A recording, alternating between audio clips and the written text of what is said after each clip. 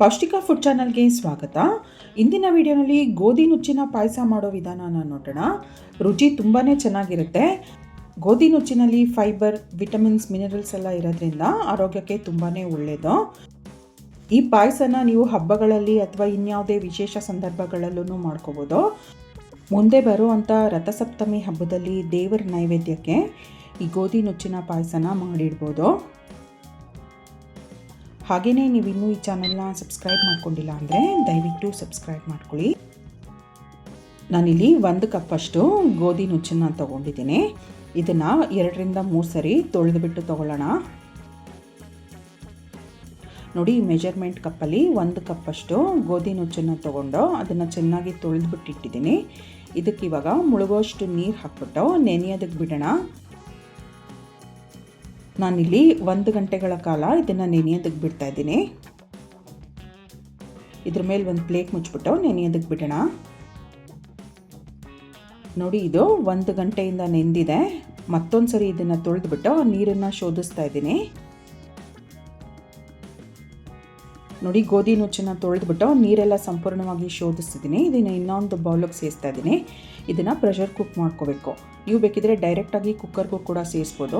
ನಾನಿಲ್ಲಿ ಡೈರೆಕ್ಟಾಗಿ ಕುಕ್ಕರ್ಗೆ ಹಾಕ್ತಾಯಿಲ್ಲ. ಈ ರೀತಿ ಒಂದು ಬೌಲ್ಗೆ ಹಾಕ್ಬಿಟ್ಟು ಕುಕ್ ಮಾಡ್ತಾಯಿದ್ದೀನಿ. 1 ಕಪ್ ಗೋಧಿ ನುಚ್ಚಿಗೆ 2 ಕಪ್ಪಷ್ಟು ನೀರು ಹಾಕ್ಬಿಟ್ಟು ಸುಮಾರು 4 ವಿಷಲ್ ಆಗೋಷ್ಟು ಇದನ್ನು ಬೇಯಿಸ್ಕೊಳ್ತಾ ಇದ್ದೀನಿ. ನೀವು ಡೈರೆಕ್ಟಾಗಿ ಕುಕ್ಕರ್ಗೆ ಹಾಕಿದ್ರೆ ಒಂದು 2 ವಿಷಲ್ ಆದರೆ ಸಾಕು. ಇದನ್ನು ಬೇಯಿಸ್ಕೊಂಡು ತೊಗೊಳ್ಳೋಣ. ನೋಡಿ, ಗೋಧಿ ನುಚ್ಚು ಪ್ರೆಷರ್ ಕುಕ್ಕರಲ್ಲಿ 4 ವಿಷಲ್ ಆಗೋಷ್ಟು ಕುಕ್ ಮಾಡಿದೆ. ಈ ರೀತಿ ಮೃದುವಾಗಿ ಬೆಂದಿರಬೇಕು. ಇದನ್ನು ಸೈಡ್ಗೆ ಇಟ್ಬಿಟ್ಟು ಬೆಲ್ಲನ ಕರಗೋದಕ್ಕೆ ಇಡೋಣ. 1.5 ಕಪ್ಪಷ್ಟು ಬೆಲ್ಲ ತೊಗೊಂಡಿದ್ದೀನಿ. ನೀವು ಸಿಹಿನ ಹೆಚ್ಚು ಕಡಿಮೆ ಮಾಡ್ಕೋಬೋದು. ಇದಕ್ಕೆ 1 ಕಪ್ಪಷ್ಟು ನೀರು ಹಾಕ್ಬಿಟ್ಟು ಬೆಲ್ಲನ ಕರಗಿಸ್ಬೇಕು. ಬೆಲ್ಲ ಕರಗೋವರೆಗೂ ಈ ರೀತಿ ಕೈ ಆಡಿಸ್ತಾ ಇರೋಣ.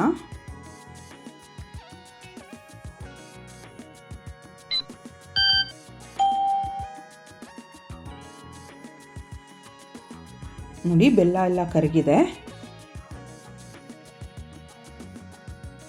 ಪಾಯಸ ಮಾಡುವಂಥ ಪಾತ್ರೆಗೆ ಬೆಲ್ಲದ ನೀರನ್ನು ಶೋಧಿಸ್ಬಿಟ್ಟು ಸೇರಿಸ್ತಾ ಇದ್ದೀನಿ.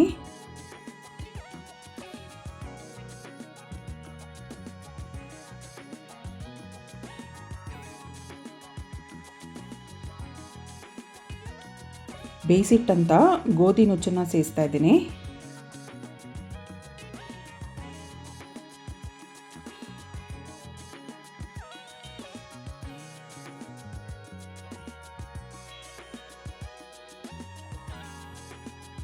ಇದೇ ಪಾತ್ರೆಗೆ ಅರ್ಧ ಕಪ್ಪಷ್ಟು ನೀರು ಹಾಕ್ಬಿಟ್ಟು ಇದನ್ನು ಕೂಡ ಸೇರಿಸ್ತಾ ಇದ್ದೀನಿ.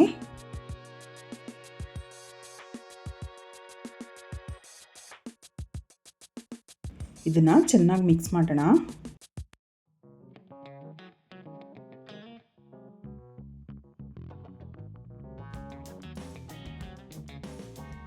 ಚೆನ್ನಾಗಿ ಮಿಕ್ಸ್ ಮಾಡಿದ್ದಾಗಿದೆ.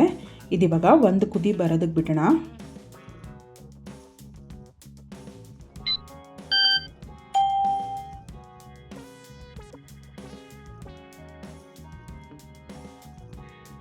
ನೋಡಿ, ಕುದಿಯೋದಕ್ಕೆ ಶುರು ಆಗಿದೆ. ಮಧ್ಯೆ ಮಧ್ಯೆ ಈ ರೀತಿಯಾಗಿ ಕೈ ಆಡಿಸ್ತಾ ಇರಬೇಕು. ನಾನಿಲ್ಲಿ 2 ಕಪ್ಪಷ್ಟು ತೆಂಗಿನ ಹಾಲನ್ನು ಸೇರಿಸ್ತಾ ಇದ್ದೀನಿ.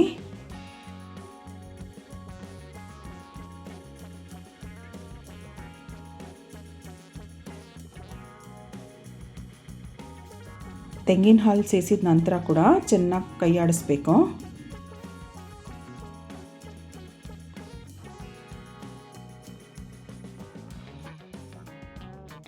ಮೀಡಿಯಮ್ ಹೀಟ್ನಲ್ಲಿ ಒಂದು 5 ನಿಮಿಷ ಕುದಿಯೋದಕ್ಕೆ ಬಿಡೋಣ.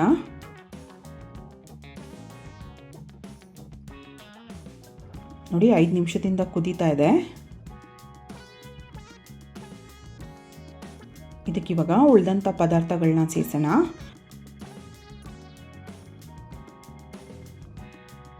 ಒಂದು ಟೀ ಸ್ಪೂನ್ ಅಷ್ಟು ಗಸಗಸೆನ ಹುರಿದ್ಬಿಟ್ಟು ಪುಡಿ ಮಾಡಿ ಸೇರಿಸ್ತಾ ಇದ್ದೀನಿ.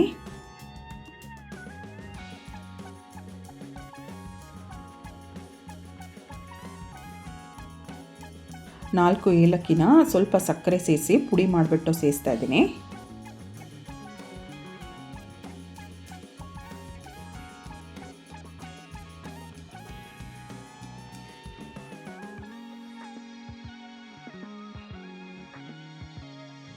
ಒಣ ಕೊಬ್ಬರಿ ತುರಿ ಕೂಡ ಹಾಕ್ತಾಯಿದ್ದೀನಿ, ಅರ್ಧ ಕಪ್ಪಷ್ಟಿದೆ.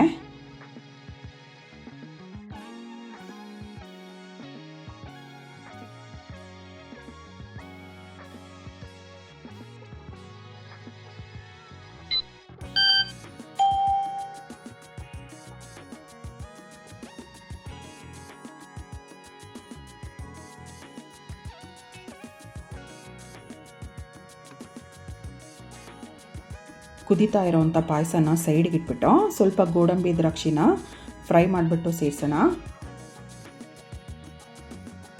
ಗೋಡಂಬಿ ದ್ರಾಕ್ಷಿ ಫ್ರೈ ಮಾಡ್ಕೊಳ್ಳೋದಕ್ಕೆ ನಾನಿಲ್ಲಿ 2 ಟೇಬಲ್ ಸ್ಪೂನಷ್ಟು ತುಪ್ಪನ ಸೇರಿಸ್ತಾ ಇದ್ದೀನಿ.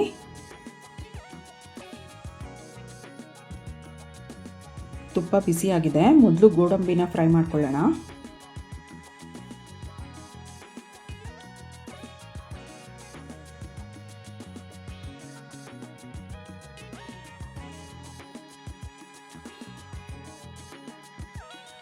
ಒಂದು ಸ್ವಲ್ಪ ಒಣ ದ್ರಾಕ್ಷಿ ಕೂಡ ಸೇರಿಸ್ಬಿಟ್ಟು ಇದನ್ನು ಫ್ರೈ ಮಾಡ್ಕೊಳ್ಳೋಣ.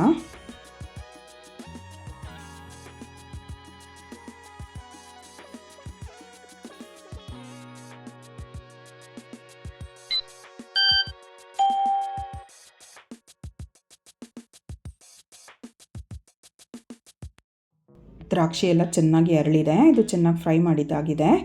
ಇದನ್ನು ಕುದೀತಾ ಇರೋವಂಥ ಪಾಯಸಕ್ಕೆ ಸೇರಿಸೋಣ.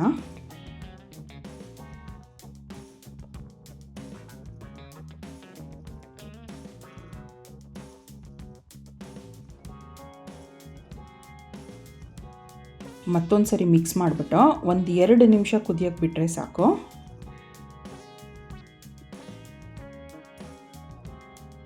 ಪಾಯಸ ಇಷ್ಟೇ ಕನ್ಸಿಸ್ಟೆನ್ಸಿನಲ್ಲಿದ್ದರೆ ರುಚಿಯಾಗಿರುತ್ತೆ, ತುಂಬ ತೆಳ್ಳಗೆ ಮಾಡ್ಕೋಬಾರ್ದು. ನೋಡಿ 2 ನಿಮಿಷ ಕುದ್ದಿದೆ ಇದು. ಇವಾಗ ಸ್ಟವ್ ಆಫ್ ಮಾಡಿಬಿಡೋಣ. ರುಚಿಯಾದಂಥ ಗೋಧಿ ನುಚ್ಚಿನ ಪಾಯಸ ಸಿದ್ಧವಾಗಿದೆ. ಈ ರುಚಿಯಾದಂಥ ಗೋಧಿ ನುಚ್ಚಿನ ಪಾಯಸನ ತಪ್ಪದೇ ಮಾಡಿ ರುಚಿ ನೋಡಿ. ಹಾಗೆ ಈ ಚಾನಲ್ನ ಇನ್ನೂ ಸಬ್ಸ್ಕ್ರೈಬ್ ಮಾಡ್ಕೊಂಡಿಲ್ಲ ಅಂದರೆ ದಯವಿಟ್ಟು ಸಬ್ಸ್ಕ್ರೈಬ್ ಮಾಡ್ಕೊಳ್ಳಿ. ಈ ವಿಡಿಯೋನ ಲೈಕ್ ಮಾಡಿ, ಶೇರ್ ಮಾಡಿ. Thank you.